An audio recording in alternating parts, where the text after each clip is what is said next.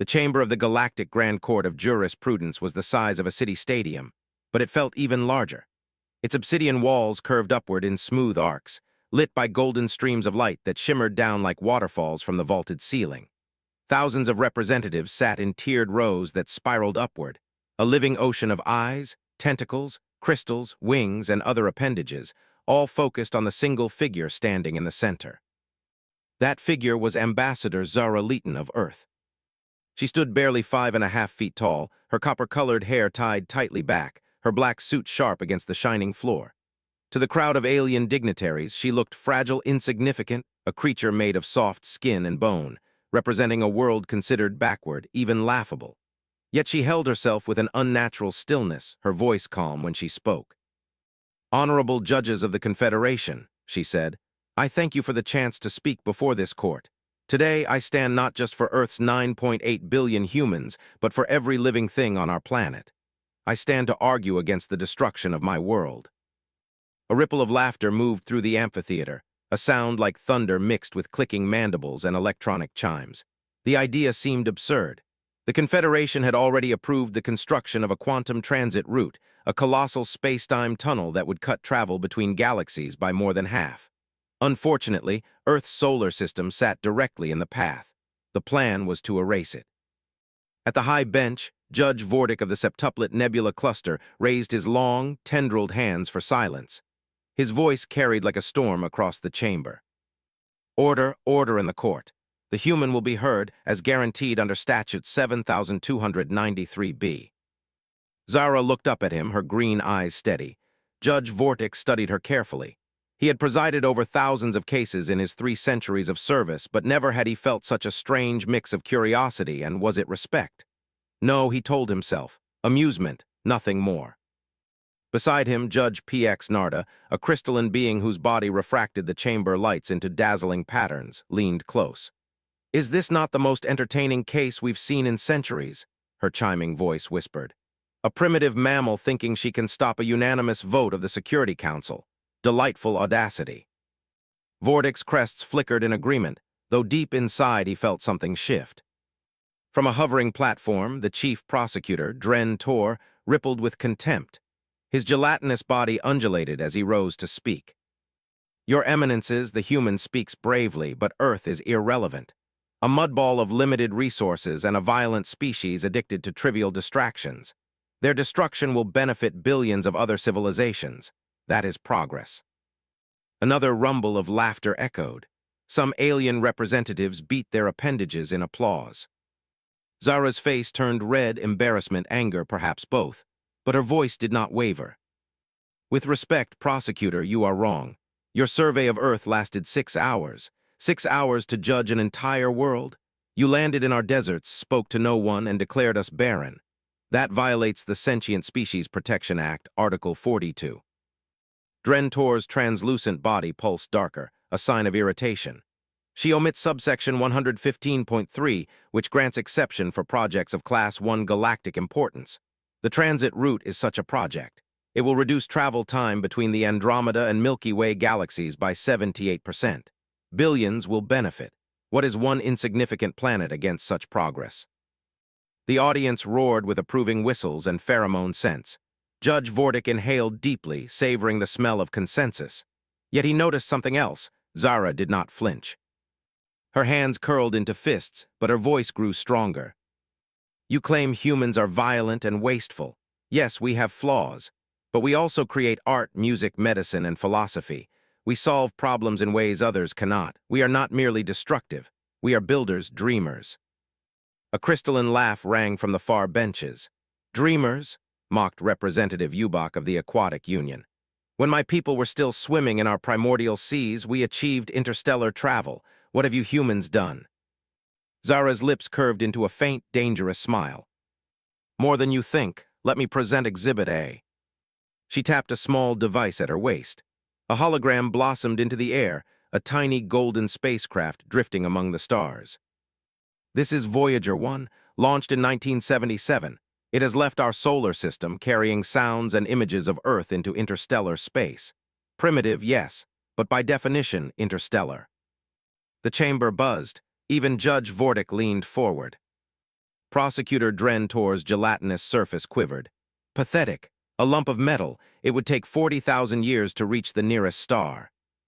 Perhaps, Zara said, but it proves our intent, and intent matters. By your own statute, Earth qualifies for protection. Vordic's crests lifted. Clever, he thought, very clever. But Zara was not finished. She tapped her device again. A new hologram appeared, this time a massive spacecraft under construction in Earth's orbit. This is the Artemis deep space vessel, completed 3 months ago. It carries an experimental warp drive based on principles reverse-engineered from alien debris. It has already completed 3 unmanned flights beyond our solar system. The chamber erupted into chaos. Some shouted disbelief, others demanded proof. Drentor nearly boiled over. Impossible! Humans cannot build warp technology. The Norkellian incident was classified. Zara's voice cut through the uproar like a blade. We are more resourceful than you imagine. Judge Vortic slammed his gravity hammer, sending a shockwave across the floor. Silence! The court will recess to examine this evidence. As the amphitheater emptied, whispers filled the air. The tiny human who had been mocked minutes ago had shifted the tone of the trial. Representatives who had laughed now whispered to one another in uneasy tones. From his high bench, Judge Vortic studied Zara as security escorted her out. She was small, fragile, insignificant by every measure he had known, yet something in her calm defiance stirred him. When the chamber finally emptied, Judge PX Narda's crystalline form sparkled beside him. 3 centuries on the bench, she said softly, and never once have I felt entertained and unsettled at the same time. Do you think she has a chance? Vortic looked at the closed doors where the human had vanished. For the first time in centuries, he allowed himself to admit the truth. I don't know, he said, but I want to see what she says next. And in the stillness of the grand court, a thought formed in his mind, one that filled him with both dread and excitement. Perhaps humanity was not so insignificant after all. The next cycle began with a storm of anticipation. The grand court had never drawn so many spectators, not even during the trials of collapsing empires or the sentencing of genocidal warlords. Every seat was filled, with overflow platforms hovering along the chamber's walls to accommodate the multitudes who demanded to witness humanity's fate. Judge Vortic could feel the tension vibrating through the air like static. Even his own respiratory tubes tingled, a rare sign of unease. At his side, Judge PX Narda glittered brilliantly, refracting beams of golden light across the chamber. Quite the spectacle your little human has created, she chimed softly, her crystalline voice like wind chimes struck by a storm. I received 16 requests for private audience overnight. Everyone wants to know if Earth truly holds secrets worth preserving. Vortic adjusted his ceremonial collar. And what did you tell them? That they should have listened yesterday instead of amusing themselves with their neural feeds, she answered with a crystalline laugh. A low hum passed through the chamber as the grand court reconvened. Security drones drifted above like silent hawks, scanning for disturbances.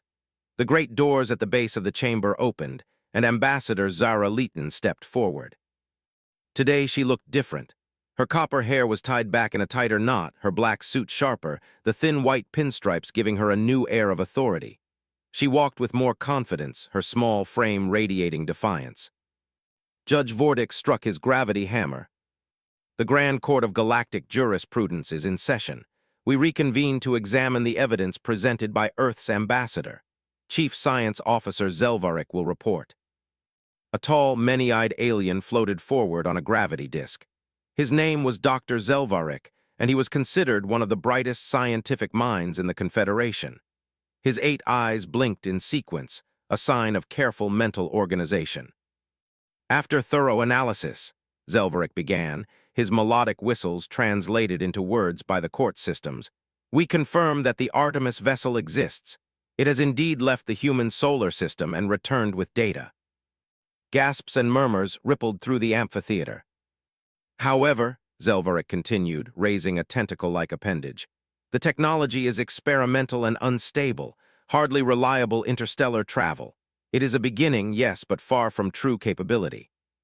Zara did not flinch. And the harmonic resonance theory? Judge Vortic pressed, leaning forward. Zelvarik hesitated, his eyes blinking rapidly. Intriguing. While our models cannot confirm the human predictions, we also cannot dismiss them. There is a non-zero probability, approximately 22.7%, that the transit route could create dangerous subspace distortions. The chamber erupted in chaos. Representatives shouted, emitted pheromones, clattered mandibles. 22% was catastrophic in Confederation law. Prosecutor Drentor surged forward, his gelatinous form bubbling in outrage. This is outrageous. You cannot allow a primitive species to delay a project of this magnitude. The economic loss to 17 sectors would be devastating. Zara's voice rang clear. Protocol 89 Delta requires halting or redesigning any project with greater than 0.001% risk of catastrophic failure. Even Judge PX Narda sparkled brighter at that. She knows our laws better than some members of this court, she whispered to Vortic. Drentor's translucent body darkened. The human twists technicalities to her advantage. Even if the risk is real, there is a solution. Move the humans. Relocate them to another suitable world. Problem solved. Zara stepped forward, her small hands clenched. Forcible relocation without consent is prohibited under Article 17 of the Sentient Rights Convention. There are exceptions for overriding galactic interest, Drentor thundered. Exceptions this case qualifies for. Not without unanimous Security Council approval and a 2/3 General Assembly vote, Zara replied without hesitation. The chamber buzzed with disbelief. Even Judge Vortic found himself impressed by her precision. She had not come unprepared. She had come wielding their own laws as weapons. Enough, Vortic boomed, slamming his gravity hammer. The court recognizes that we have reached a legal impasse. Ambassador Leighton, yesterday you indicated you had one final argument. The court will hear it now. Zara nodded slowly. She stepped into the center of the chamber, looking up at the thousands of alien eyes fixed upon her. For a long moment, she stood silent. Then she spoke softly, so softly that the chamber's acoustics carried her voice like a whisper into every corner. Yesterday, I presented legal and scientific arguments. Today, I will present something different. Something your survey teams cannot measure in 6 hours. Something that cannot be captured in data alone. I will show you what makes humans unique. A few snickers echoed across the benches. Zara ignored them. She walked slowly across the platform, her voice gaining strength. Every species here has its pride. The Arcturians in their mathematics, the ZTH Collective in their hive efficiency, the Valor Empire in their military power. But humans, we have something else, something rare, adaptive creativity under pressure. Prosecutor Drentor let out a derisive ripple. Meaningless words, all species adapt or die. Do they? Zara asked sharply, turning to face him. When the Krellian home world faced ecological collapse, what did they do? They petitioned for help. When it didn't come, their civilization fell. When the Tauran Directorate faced plague, they repeated the same treatments for generations until extinction. Humans are different. We don't just adapt, we revolutionize. The chamber shifted uneasily. Zara raised her device again. A holographic timeline of human history unfolded. Hunters and gatherers, cities rising, rockets launching, satellites orbiting. In 14,000 years, we went from stone tools to quantum physics. In the last 300 years, we went from horse-drawn carts to spacecraft. When we face extinction, we don't wait. We invent. We transform the impossible into the possible. Judge Vortic found himself leaning forward, studying the small human with a new fascination. Her words stirred something inside him he had not felt in centuries, the thrill of discovery. Zara's voice dropped, forcing silence across the chamber. You think we are weak, but our strength lies in this. We are generalists, not the strongest, not the fastest, not the most intelligent, but the most adaptable. We see patterns where others see chaos. We find solutions where others see only problems. She tapped her device again, and the hologram transformed into a network of glowing nodes spreading outward from Earth, connecting with countless systems. This is what your future looks like with humans integrated into your confederation, not as a conquered people, not as a footnote, but as partners. With us, you survive your coming crises. Without us, you risk your own extinction. For the first time since the trial began, the chamber was utterly silent. Not a whisper, not a click, not a single pheromone release. Judge Vortic stared at her, his sensory crests rising in shock. He had mocked this small mammal at the beginning of the trial. But now, as she stood there radiating defiance, he felt the stirrings of something he had never expected. Respect. And with that realization came the most dangerous thought of all. Perhaps this fragile human might actually win. The silence in the grand court was so absolute that even the hum of the translation system seemed loud. Every representative, every eye, every stalk, every crystalline lens, every sensory organ fixed on the small human who had just declared, with astonishing boldness, that the galaxy needed humanity. It was Prosecutor Dren Tor who finally broke the silence. His gelatinous body pulsed with agitation, the colors shifting from cloudy white to angry crimson. When he surged forward on his hovering platform, the chamber lights refracted off his form like lightning trapped in liquid. "Your Eminences," his voice roared, translated into every tongue. "This creature dares to lecture the Confederation on survival, this primitive mammal whose species still murders itself over invisible borders and scraps of territory." He raised a rippling pseudopod toward the holographic timeline still flickering above the chamber. "Yes, they build. Yes, they invent, but always for destruction. Their history is one of war, conquest, and bloodshed. Shall I recount the wars of their 20th century alone? 2 conflicts that consumed half their planet, weapons capable of annihilating themselves in minutes. Even now, they hoard nuclear arsenals capable of burning their world to ash." Gasps, clicks, and ripples spread across the chamber. Many nodded, their own neural implants pulling up corroborating data on Earth's wars. Dren Tor struck again, his voice thick with contempt. "And what of their culture, their celebrities?" His gelatinous body quivered mockingly.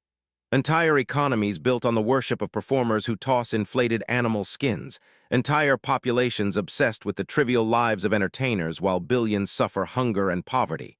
This is their innovation. This is their gift to the galaxy." Laughter rolled through the amphitheater, cruel and cutting. The mockery stung sharper than any blade. Judge Vortic watched Zara carefully. Her face reddened, his cultural files told him this was a human response to anger or humiliation. Yet she did not lash out. She stood very still, her fists clenched so tightly her knuckles whitened. When she spoke, her voice was calm, too calm. "You present half-truths, prosecutor. Yes, humanity has fought wars. Yes, we make mistakes. But we also create medicine that heals, art that inspires, and technology that unites. You cherry-pick our worst moments and ignore our best." "Cherry-pick?" Dren Tor interrupted, his body quivering with delight. "Is that some primitive earth-farming metaphor? How typical!" The chamber burst into laughter again. Zara drew in a deep breath, steadying herself. Her voice sharpened, cutting through the laughter. "What you call trivial, our games, our art, our stories, these are proof of something unique.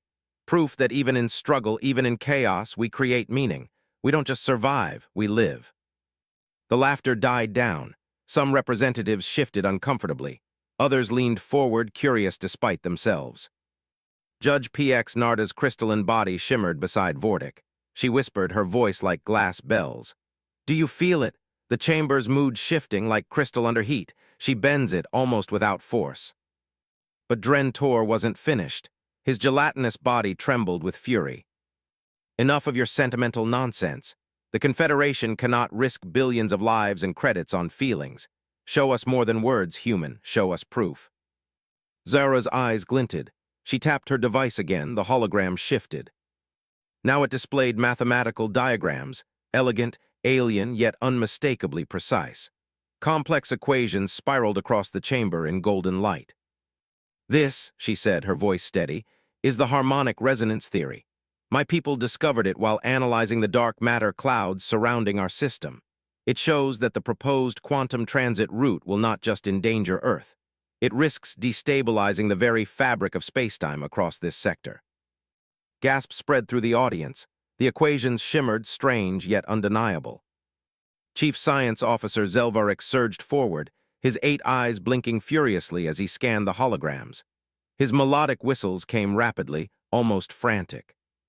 "These equations, they are unorthodox. They use principles I have never encountered, but—" His eyes blinked again in sequence, the sign of deep thought.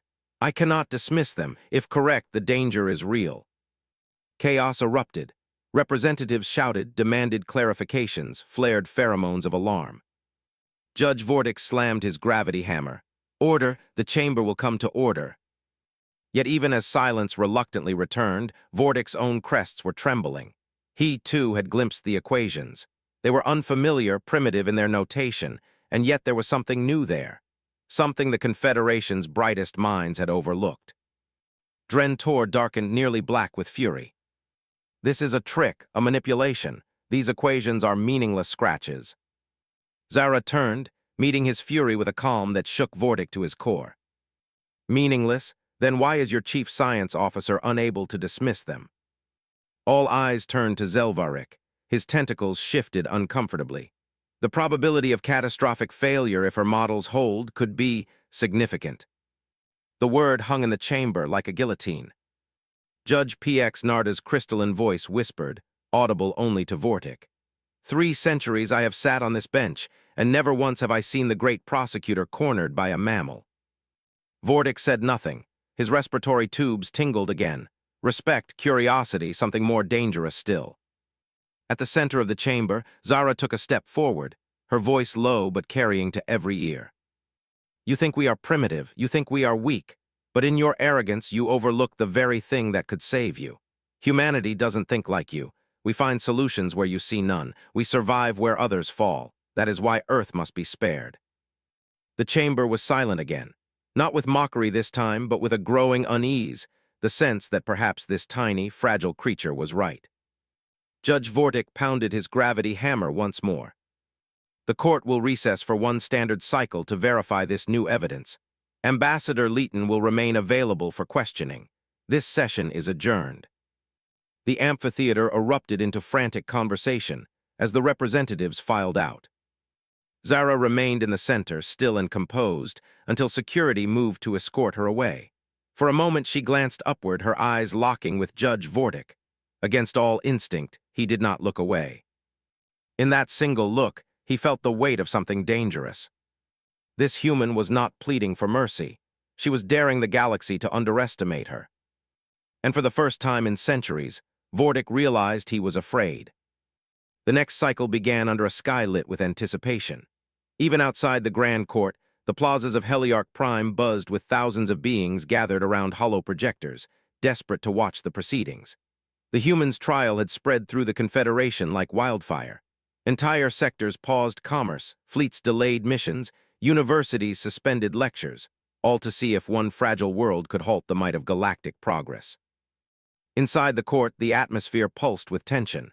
Security drones hovered closer than usual. Some delegations emitted sharp bursts of pheromones that stung the air, a sign of agitation. Others sparkled, whistled, or hissed quietly, unable to contain their curiosity. Judge Vortic ascended to the high bench with slow, deliberate motions. He was ancient, older than most empires represented in the chamber, yet today he felt strangely alive, as if he were witnessing history bend before his eyes. At his side, Judge PX Narda glittered with crystalline brilliance, her facets refracting light into a storm of rainbow sparks.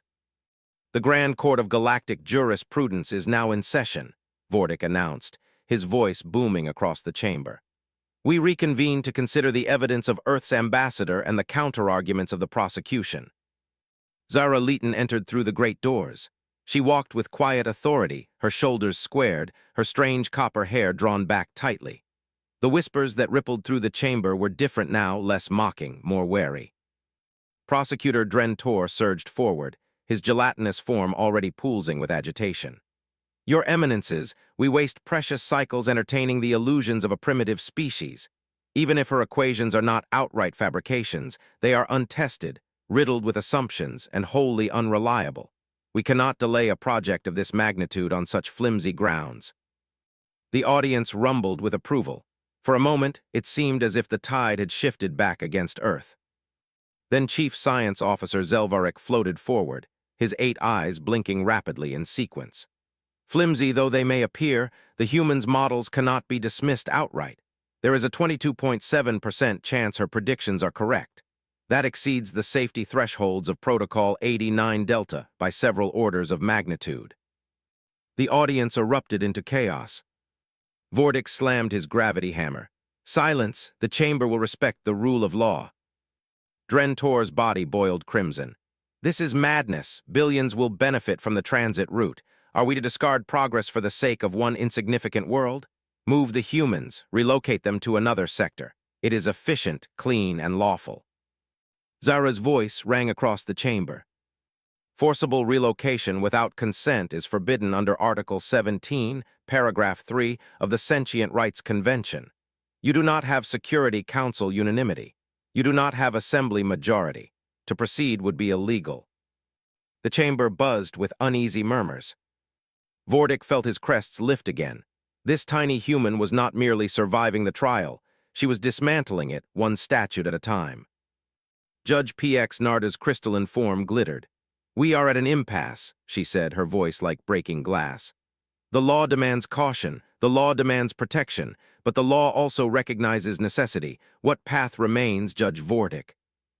Vortic rose slowly, his tall form towering over the chamber. "The court will decide Earth's fate, but before judgment, the human ambassador will present her final argument." All eyes turned to Zara. She stepped into the circle of light, her device held loosely at her side. For a long moment, she simply looked around the chamber, meeting the eyes of species who had laughed at her, dismissed her, pitied her. When she finally spoke, her voice was soft, yet it carried into every corner of the court. "You think you know humanity, you've seen our wars, our flaws, our mistakes, but you've only seen fragments, half-truths. Today I will show you what you have never understood, what makes humans different." A ripple of anticipation moved through the benches. She tapped her device. The hologram shifted, displaying images of human history. Cave paintings, ancient temples, crowded marketplaces, printing presses, rockets lifting off into the sky. In 14,000 years, we went from stone tools to quantum mechanics. We moved faster than reason said we should, faster than safety allowed. Why? Because when extinction threatens us, we don't adapt slowly. We leap. She gestured to the timeline. When plagues came, we created medicine. When disasters struck, we rebuilt stronger. When resources ran dry, we invented new ones. And when the stars seemed unreachable, we found a way to touch them. The chamber was silent.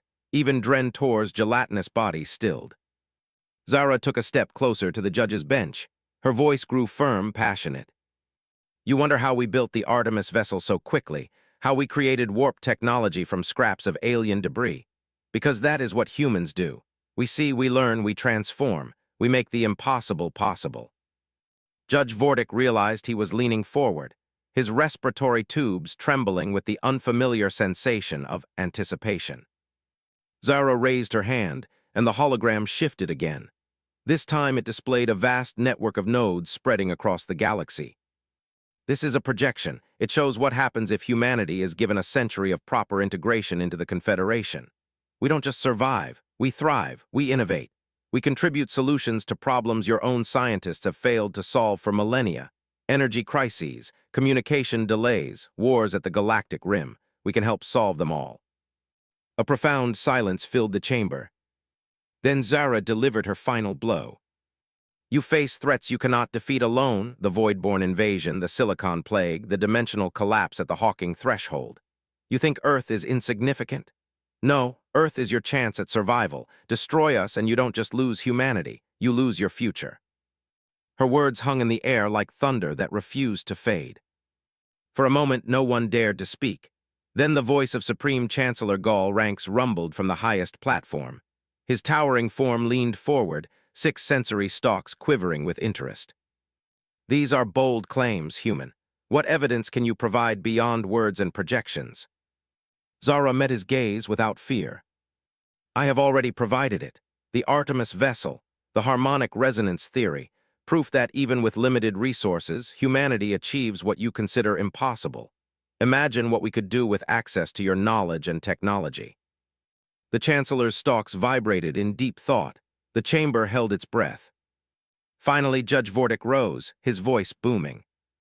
"The court will recess for deliberation, but before we depart, I must ask one question." His crests trembled as he looked directly at the small human in the center of the chamber. "You risk not only your world, Ambassador Leighton, but yourself. If your claims prove false, the punishment will be severe. Why take such a risk?" Zara's answer was quiet, but it carried with a force that struck even Vortic's ancient heart. because some things are worth fighting for, Your Eminence, and because you still don't understand the most important truth about us. You will tomorrow." The court erupted into a storm of noise as the judges departed. And for the first time in centuries, Judge Vortic admitted to himself he was eager for the next session. The following cycle dawned with unprecedented anticipation. Entire star systems tuned in. On planets oceans apart, in orbital cities and subterranean hives, species gathered to watch the small human who had dared to stand against the Confederation itself. The Grand Court overflowed. Extra galleries had been hastily erected to seat the thousands who had traveled light years overnight. Security drones swarmed the chamber like a cloud of steel insects, their lenses glowing with wary vigilance. The tension was so thick Judge Vortic could feel it pressing against his sensory crests like a storm front. He and Judge PX Narda ascended to the bench. Beside him, her crystalline body glittered with suppressed excitement.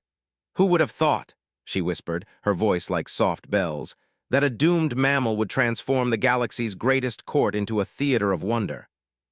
Vortic adjusted his ceremonial collar but said nothing. Deep inside, he admitted a dangerous truth. He was not just curious anymore, he was invested. The chamber hushed as Ambassador Zara Leeton entered. Today she was transformed. Gone was the nervous envoy of the first day. Her hair was pulled back tight, her pinstriped suit immaculate. She walked with a calm strength that made even the most jaded representatives straighten in their seats. Vortic struck the gravity hammer. "The court will hear the final argument of the human representative. Ambassador Leeton, you may proceed." Zara stepped into the circle of light. For a long moment, she simply looked around the chamber. Her green eyes swept across insectoid faces, crystalline forms, winged silhouettes, and glowing energy beings. She held their gaze without fear. "Yesterday, I gave you laws, I gave you science. Today, I give you something no data can measure. I give you humanity." A ripple of scoffs and laughter echoed, but far weaker than before. Many leaned forward, curious. Zara began to walk slowly around the platform. Her voice was quiet, steady. "Every species believes itself unique. The Arcturians in their mathematics, the ZTH Collective in their hive mind, the Valor Empire in their military glory. But humans, we are different. We possess adaptive creativity under existential pressure." She paused, letting the words sink in. "When plagues ravaged us, we invented entire fields of medicine. When disasters struck, we rebuilt stronger than before. When resources dwindled, we created alternatives. When told something was impossible, we found a way to make it real." Prosecutor Dren Tor rippled with contempt. "All species adapt. Do not dress survival in pretty words." Zara turned sharply, her voice cutting through his mockery. "No, prosecutor. Others adapt slowly, repeating the same mistakes until collapse. But when extinction faces us, we don't adapt, we revolutionize." Gasps and murmurs filled the chamber. Zara tapped her device. A holographic timeline filled the air, flashing through centuries of human innovation. Stone tools, fire, writing, cities, telescopes, rockets, satellites. The timeline accelerated: steam engines, flight, computers, quantum mechanics. In just 300 years, we leapt from horse-drawn carts to spacecraft. In one lifetime, we conquered the sky, the atom, and the stars. That is not adaptation. That is transformation. The chamber fell silent again. Zara walked closer to the judge's bench, her voice lowering, forcing the entire court to lean in. "You want to know why we built warp technology from wreckage you discarded as worthless? Because that is what humans do. We take fragments, failures, and ruins, and we build miracles. That is our gift. That is our danger. That is why destroying Earth would not just be immoral, it would be the gravest mistake in your history." Judge Vortic felt his crests tremble. He had lived through 3 centuries of trials, and never once had he felt the urge to believe. Until now. Zara's voice softened. "And here is what you have overlooked. Our greatest strength is not what we invent, but how we do it. Not alone, together. We are not specialists like your species. We are generalists. We are builders, thinkers, fighters, artists. We argue, we compete, we cooperate, and from that chaos comes creation." She spread her arms wide. "Look around this chamber. Most of you evolved toward niches, hunters, strategists, mathematicians, but humans, we evolved to do everything poorly and therefore anything at all. That is why we see connections you miss. That is why we will solve problems you cannot." The words seemed to burn in the silence. Then Zara tapped her device one last time. The hologram changed, revealing a glowing network of nodes stretching across the galaxy. This is a projection. It shows what happens when humanity is integrated into your confederation. We do not merely survive. We elevate, we accelerate, we connect.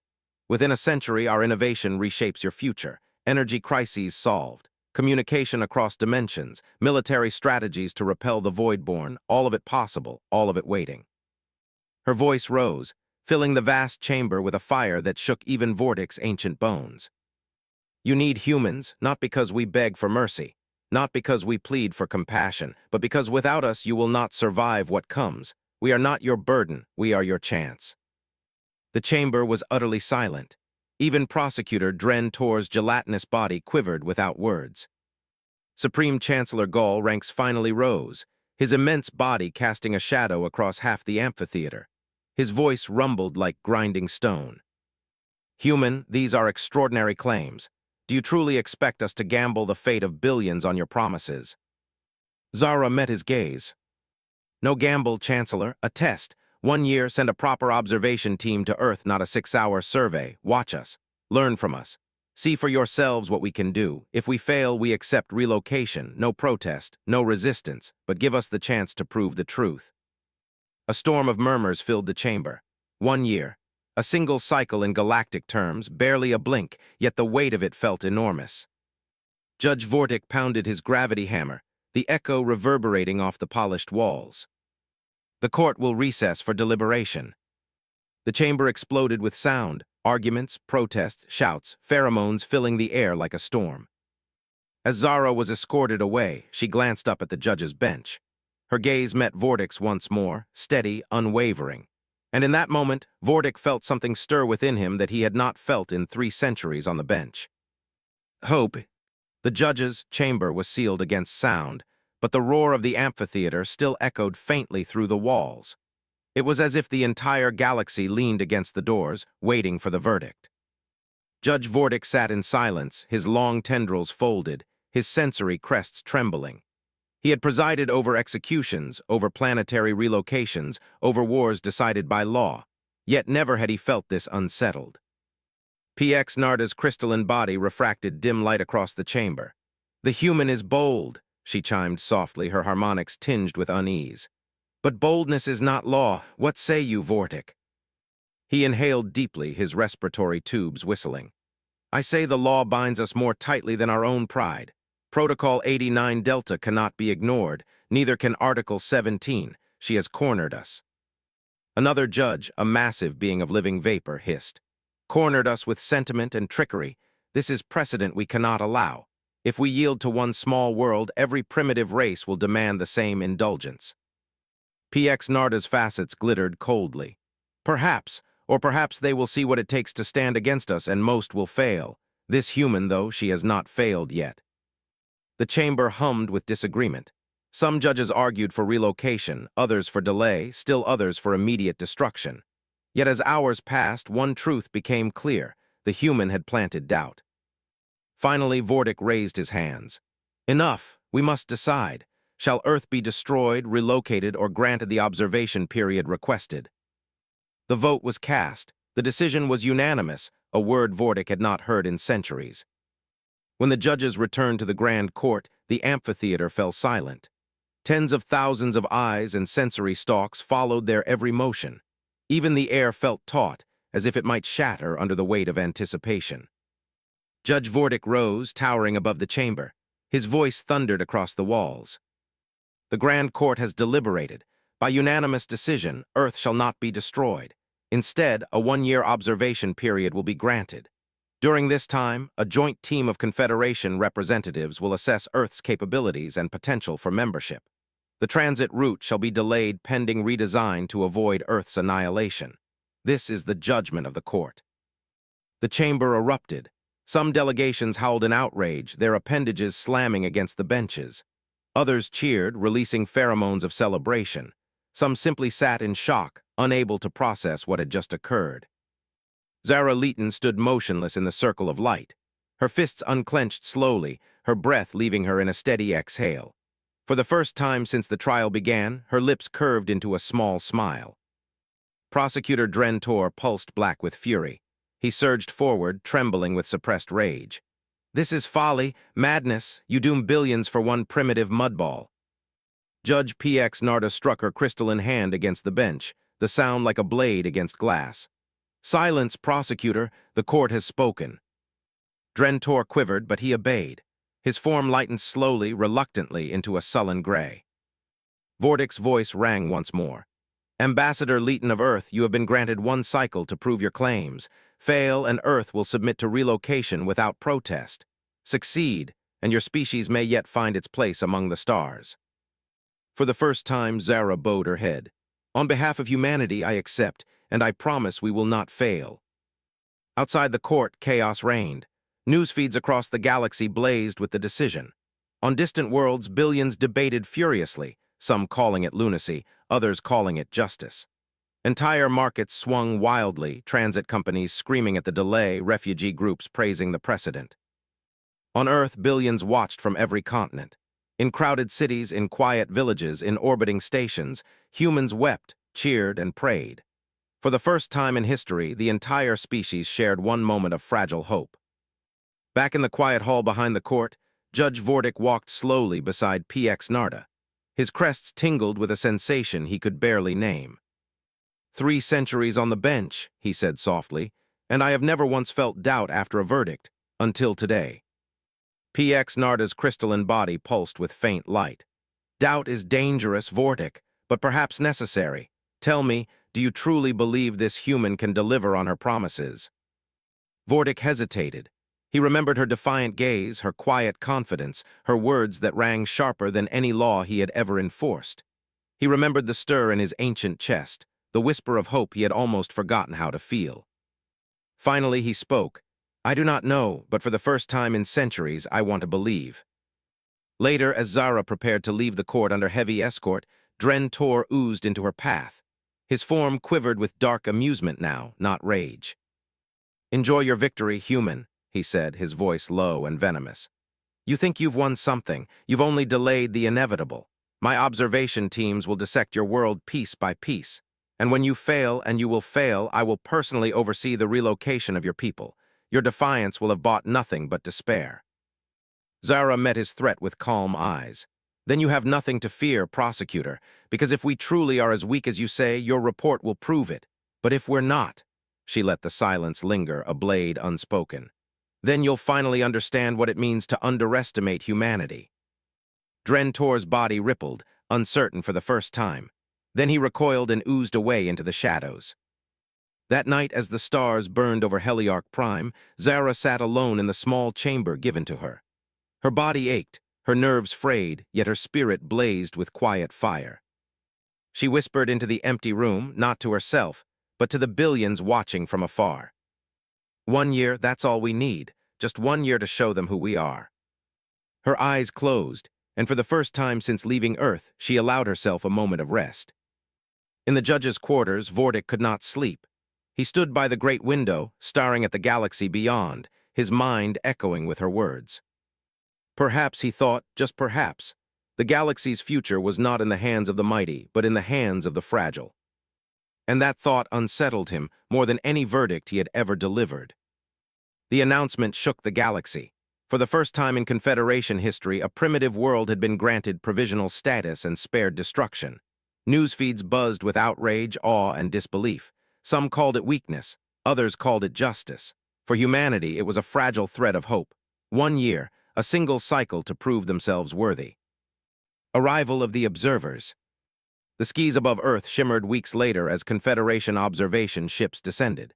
Sleek crafts of crystal, metal, and living matter hovered over oceans and cities. From them emerged scientists, tacticians, economists, historians, a coalition of dozens of species, each tasked with recording every aspect of human life. On the ground, humanity responded with a strange mix of pride and fear. Some cheered the aliens, waving flags, singing songs. Others shouted protests, terrified of what observation might truly mean. In rural villages, farmers gawked at insectoid scholars documenting crops. In cities, crystalline judges studied traffic patterns as though they were sacred rituals. Ambassador Zara Leeton traveled constantly, guiding delegations across the globe. From the dense markets of Lagos to the glass towers of New York, from Himalayan research stations to Amazonian tribes, she showed them humanity's complexity. This, she told a delegation of aquatic observers watching a child play violin in Vienna, is who we are, not perfect, not peaceful, but endlessly creative. Sabotage. Yet not all welcomed the reprieve. Prosecutor Drentor's observation team carried a hidden purpose: sabotage. He dispatched agents to highlight humanity's worst flaws. They documented wars, corruption, pollution, despair. They broadcast images of riots and crime to the Confederation feeds, painting Earth as chaotic and dangerous. Worse, whispers spread that one of the observation ships had been attacked in orbit, allegedly by humans. The wreckage suggested sabotage, and the Confederation nearly voted to revoke Earth's protection. But Zara stood before the emergency session, eyes blazing with fury. That ship was destroyed by sabotage, but not by us. Look at the sensor logs. She projected data intercepted from the wreck, tampered codes, alien in origin. After tense analysis, Chief Scientist Zelvarik confirmed it. The attack bore markers of the Vargan Imperium, allies of Drentor, eager to see Earth erased. The chamber boiled with outrage. Zara's calm defiance saved Earth once more. The turning point. Months passed, observation reports flooded the Confederation archives, and slowly something shifted. Alien engineers studied human prosthetics designed for wounded soldiers and admitted they surpassed their own models in adaptability. Economists examined microfinance projects in impoverished villages and found principles that baffled their predictive models. Tacticians reviewed Earth's asymmetric warfare history and quietly began adopting human strategies against the void-born incursion at the galactic rim. But the most shocking moment came when human scientists unveiled a breakthrough. Building on data shared reluctantly by the observers themselves, Earth researchers refined the harmonic resonance theory, proposing a modification to the quantum transit route. Their calculations showed not only how to avoid destroying Earth, but also how to reduce instability across the corridor, increasing efficiency by 5%. The revelation struck like lightning. Suddenly, humanity was no longer begging for survival. They were contributing solutions. The final session. 1 year later, the Grand Court convened again. This time, the chamber was beyond capacity. Even the distant fringes of the Confederation watched through streams, their futures tied to the outcome. Judge Vortic sat taller than ever, his crests tingling with anticipation. PX Narda glittered beside him, refracting light across the chamber like living fireworks. The observation period has concluded, Vortic boomed. The court will hear the final reports. Chief Scientist Zelvarik floated forward. His melodic voice carried pride and reluctant wonder. After 12 months of analysis, we conclude that Earth possesses unique capabilities of innovation under pressure.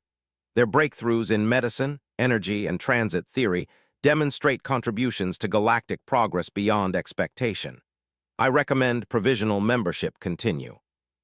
Gasps rippled through the amphitheater. Then Prosecutor Drentor surged forward, his form black with rage. Lies, tricks, you are blinded by sentiment. Humans are violent, unstable, unpredictable. They will tear the Confederation apart. Zara stepped into the circle of light. She no longer looked like a fragile envoy. She stood tall, her eyes burning with fierce conviction. Unpredictable, yes, violent, sometimes, but dangerous to you. Number dangerous only to stagnation. We are not perfect, but neither are you. The Confederation faces crises it cannot solve alone. You need what we bring: imagination, defiance, hope. Her words rang through the chamber like a bell that could not be silenced. The verdict. Judge Vortic rose, the amphitheater stilled. His voice thundered. By vote of this court, Earth shall not be destroyed. Earth shall not be relocated. Earth is granted provisional membership in the Confederation with full rights to be reviewed after 10 cycles. This is the law. The chamber erupted: cheers, protests, pheromones of rage and celebration mingling in chaotic storms. But the verdict was final. Humanity had won. Zara closed her eyes, her shoulders finally relaxing. For the first time in centuries, Vortic found himself smiling. Epilogue: a brighter future. Months later, as the Artemis vessel completed its first crewed warp jump beyond the solar system, Judge Vortic received a private message. It was from Zara Leeton, just a simple note bearing an ancient human quote. "The future belongs to those who believe in the beauty of their dreams." Eleanor Roosevelt. Vortic read it twice, then a third time, his crests trembling with something he had not felt in centuries. Hope, and as the stars burned bright over the galaxy, he allowed himself the smallest of chuckles. Perhaps, just perhaps, the Confederation's future truly was brighter with humans in it.